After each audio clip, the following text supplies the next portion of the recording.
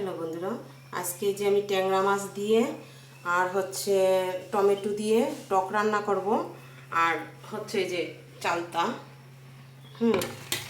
এই যে চালতা কেটে ধুয়ে রেখেছি, একদম কচি চালতা গাছের, কচি, এগুলো একদম আঁশ থাকবে না চালতা।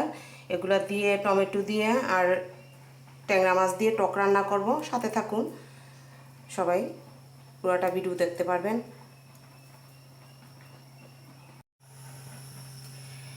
ট্যাংরা মাছটাকে আমি হলুদ আর লবণ দিয়ে মেখে নিয়েছি।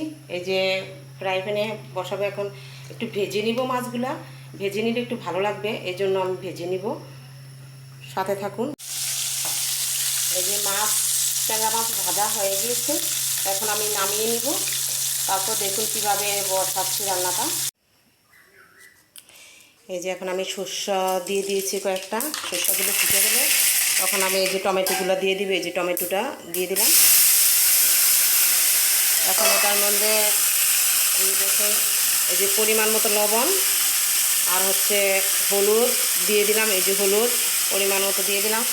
আর এই যে কাঁচা জিরা বাটা দিয়ে দিলাম। জিরা বাটার সাথে কাঁচামরিচও বেটে দিয়ে দিয়েছি। এখন আপনি ভালো করে এটা নাড়াচাড়া দিয়ে কষিয়ে নেবেন। কষিয়ে গেলে তখন আপনি জল দিয়ে মাছটা দিয়ে দিবেন, এই আর কি। হ্যালো বন্ধুরা, আবার চলে আসলাম। এখন আমি এই যে ট্যাংরা মাছ চালটা কেটে রেখেছিলাম, টমেটোগুলো গলে গিয়েছে, তো আমি চালটার ট্যাংরা মাছ দিয়ে ফেলেছি। এই যে এখন নাড়াচাড়া দিব। নাড়াচাড়া দিয়ে এই যে দেখুন, এখন আমি পরিমাণ মতো জল দিয়ে দিব। তারপর আপনি যতটুকু ঝোল খাবেন ওই পরিমাণ মতো আপনি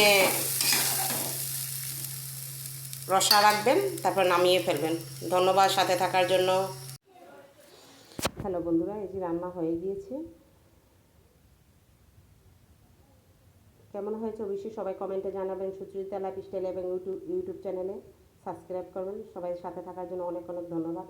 এইরকম প্রতিদিন বিভিন্ন ধরনের রান্না পাবেন ইউটিউব চ্যানেলে এবং সুচরিতা লাইফস্টাইলে।